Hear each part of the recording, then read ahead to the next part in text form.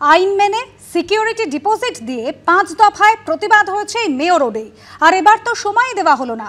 ঘণ্টাখানেক সঙ্গে সমান অনুষ্ঠানে এসে অভিযোগ তৃণমূল কংগ্রেসের নেতা বৈশানর চট্টোপাধ্যায়। বাংলাদেশে খান সেনাদের অত্যাচারের সঙ্গে তৃণমূলের মঞ্চ খোলার কি সম্পর্ক, প্রশ্ন তুললেন বিজেপি নেতা সজল ঘোষ। ব্রিগেডের সমাবেশ করলে একদিনের মধ্যে ফিট সার্টিফিকেট সেনাকে জমা দিতে হয়, আমরা তো তাই করি, মন্তব্য সিপিএম নেতা কৌস্তব চট্টোপাধ্যায়। পৃথিবীর ইতিহাসের গণহত্যা এবং গণধর্ষণের অন্যতম সবথেকে ভয়ঙ্কর উপমাটা কেন টানা হচ্ছে, কোন প্রসঙ্গে টানা হচ্ছে? আজকে তো পাক সেনার নিন্দা করার কোনো প্রসঙ্গ সাধারণভাবে বিধানসভায় ওঠার কথা নয়, তাহলে উঠলো কেন?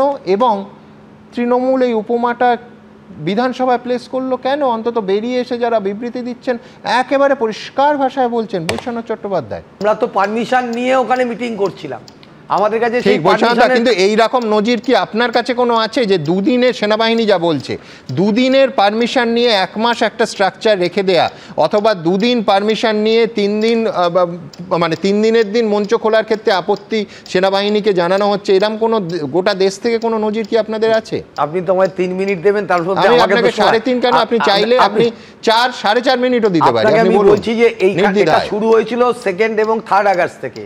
প্রতিবার আমরা পারমিশন পেয়েছি, প্রভিশনাল পারমিশন পেয়েছি, টাকা ডিপোজিট দিচ্ছি, সিকিউরিটি মানি ডিপোজিট দিচ্ছি, তারপর ফাইনাল পারমিশন পেয়েছি। এবং প্রতিবার 5টা দফায় ওখানে তৃণমূল মহিলা কংগ্রেস করেছে, তৃণমূল যুব কংগ্রেস করেছে, তৃণমূল জহিন্দ বাহিনী করেছে, তৃণমূল আইনজীবী সেল করেছে, তৃণমূল কিষাণ দিনমজুর খেত মজুর সেল করেছে। আমরা 31শে আগস্টে আমাদের প্রোগ্রামটা শেষ হয়েছে, প্রত্যেকবারের permission, provisional permission, security money deposit করে দিয়েছি, পুরো আইন মেনে হয়েছে। কালকে 31শে আগস্টের ঠিক পরের দিন 1 সেপ্টেম্বর ছিল। আমি সবার আগে পৌঁছালাম, আমরা বলেছি যে আপনারা আমাদের সময় দেবেন, যদি আপনারা মলেটে রিমুভ করতে আপনারা সময় দেবেন, ওনারা তো কোনো সময় দিলেন না। কোন জায়গায় এসে আমরা দাঁড়িয়েছি? মুখ্যমন্ত্রী বলছেন যে 200 সৈনিক আমাদের দেখে পালিয়ে গেল। লজ্জা শুধু হয় না, ঘৃণা হয়। আপনাদের কিভাবে আপনারা বললেন আমি জানি না, কিন্তু আমার বলছি একজন বাংলার নাগরিক হিসেবে ঘৃণা হয়। ঘৃণা হয় এটা বলতে যে একদিন আমার অধ্যাপক ছিলেন ব্রাত্য বসু। আমি জানি না পাকিস্তান সেনাবাহিনীর সঙ্গে এই ঘটনার কি সম্পর্ক।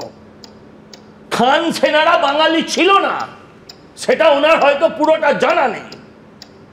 এটা বলতে লজ্জা হয় যে বৈশাদার মতন মানুষকে আজকে এইগুলোকে নির্লজ্জভাবে ডিপেন্ড করতে হয়। আপনি আমাকে বলুন যে উনি বলছেন আমার চেয়ার সরিয়েছে, টেবিল সরিয়েছি। আরে আস্ত স্ট্রাকচার, আর পুলিশকে তো জানিয়েছে, আবার চিফ সেক্রেটারি, হোম সেক্রেটারি এদের জানাবে কেন?